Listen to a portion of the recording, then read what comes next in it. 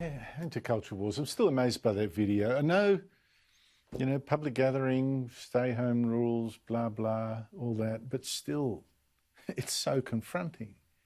What is going on with the world and what is going on particularly with Victoria? I mean, joining me is Rowan Dean, author, columnist, editor of The Spectator Australian, presenter of Outsiders every Sunday on Sky at 9 a.m.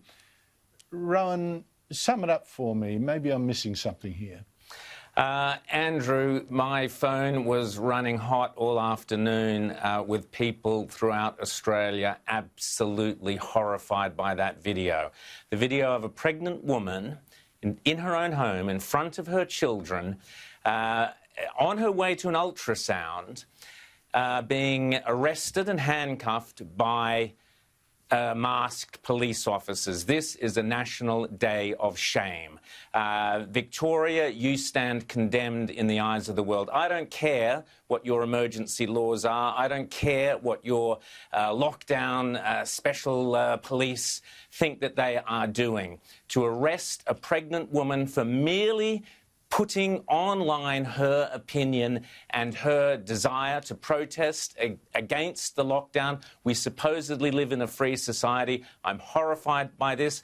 I am calling on behalf of the woman and her family. I am saying to Scott Morrison, enough is enough. Step in now. Boot this clown Andrews out of the National Cabinet and tell the Victorians they're getting no more GST, they're getting no more Commonwealth funds until they stop this madness. Open the borders, which is illegal. It is against the Constitution for you to have your borders shut. Same goes for Queensland. It is against the federal Constitution. Scott Morrison, show some bloody leadership. Finally stand up and say we are not going to have pregnant women arrested in their own homes for posting online a legitimate political point of view, particularly, but not exclusively, when they're on their way to an ultrasound, Andrew. I am horrified on behalf of so many people across Australia. I have to say this occurred on the day that the Victorian Parliament approved 6 more months of emergency powers that allow police to go into that house without a warrant and do exactly what they did. I have to say, shame on every single politician that voted for those powers to give the state such extraordinary control over people. And to think that people on the left voted for this. People on the left who think, oh, look, we stand for freedom. We stand for the little guy, the little woman, we stand for them. We're not for oppressive fascist government. We're for freedom and individual rights and all that. Where the hell are they now, Rowan? That's gone. Those days are gone. This is a classic textbook steps towards totalitarian government. We've been warning about this on this show, on other shows, on Outsiders, on radio programs and newspapers. People have been saying you cannot use this virus, and you've explained in great detail, Andrew, and many people around the world have explained that the virus does not warrant these extreme measures. The virus doesn't care whether Mrs. Kafoops goes to a park in Ballarat on Saturday or not. The virus does not care. The virus, what we should be doing is protecting those vulnerable people and looking at every possible means to do so, not restricting the fundamental basic rights of the people of Australia. Well, I urge people to find out who voted for this. The Greens, Labor, the Reason Party, Fiona Patten backflipped, and I believe Darren Hinch's party. I need to be check that, but I'm pretty sure. Write to them. Disgraceful. Send them a copy of this and said, you allowed this. You allowed this.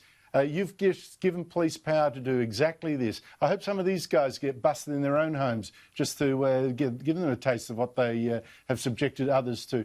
Rowan, it's hard to segue to something else, but let's do it. It's more than 200 years since British abolished slavery and actually fought to force African countries to do the same. And yet the chief librarian of the British Library says racism really is just a creation of white people. Rowan, is that actually remotely true? No, it's not true. It's idiotic. It's idiotic beyond belief. And again, another institution crumbles in front of the madness, insanity of the left, of identity politics. British Museum, great, great institution, crumbling in front of our eyes. You may as well just stick a bulldozer through it. It is now worthless. It has been corrupted by the left, by identity politics, by neo-Marxists, and they are rewriting history. Racism is not an invention of any colour of person. Racism is a system, an insidious system whereby people judge others by the colour of their skin. All people of all colour, of every shade of colour since mankind began, have been judging others by the differences between people. And it is those differences, doesn't matter whether it's the colour of the eyes or the colour of the hair or the colour of the skin, it's the differences that have fuelled wars, that have fuelled division, that have fuelled tribalism throughout mankind's biological history. I'd like you to explain to me the Rwandan civil war with the Hutus committing genocide against the Tutsis. You know, what the hell? What the hell? Where were the whites in that one? Meanwhile, talking about people using race, misusing race, so-called anti-racism protests in America still running amok, chasing now Trump supporters and their children down the street from a rally, shooting a Trump supporter they'd found in the street. You check the shooter in white in this next clip. And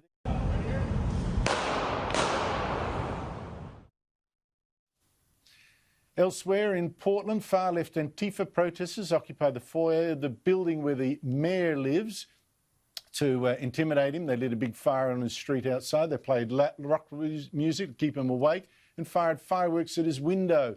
In Wisconsin, President Trump has just toured the damage caused by race rioters in Kenosha, while in Los Angeles and New York, other protesters, Rowan, threatened to kill police. Have a listen. People will take over.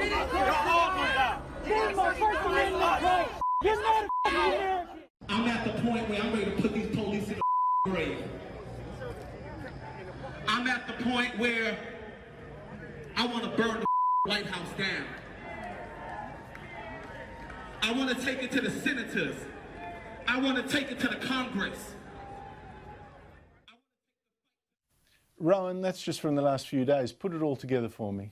Well, Andrew, I thought you put it brilliantly together yesterday when you said this is America's second civil war and that's the way it's going. That's not hyperbole. That is the reality. It is being fuelled entirely by the left. The neo-Marxists, the anarchists and the Democrats, shame on them, are allowing this to happen, have been encouraging it to happen. And now that it's out of the bottle, the genie's out of the bottle, they're kind of looking at their polling figures and going, oh, maybe we shouldn't have gone quite this far with this, but it's too late. They have fuelled a civil war within the cities of America, and it is going to take strong leadership to bring this back to heel, and it is critical that Donald Trump wins this election. I believe he will win in a landslide because I think more and more people, the genuine, good-hearted, decent people of America, are looking on this in horror and will react in the ballot box. The Democrats in the first Civil War backed the racists of the South. The Democrats in this Civil War are once again backing the race baiters here. Rowan Dean, thank you so much indeed for your time. Thank you, Andrew.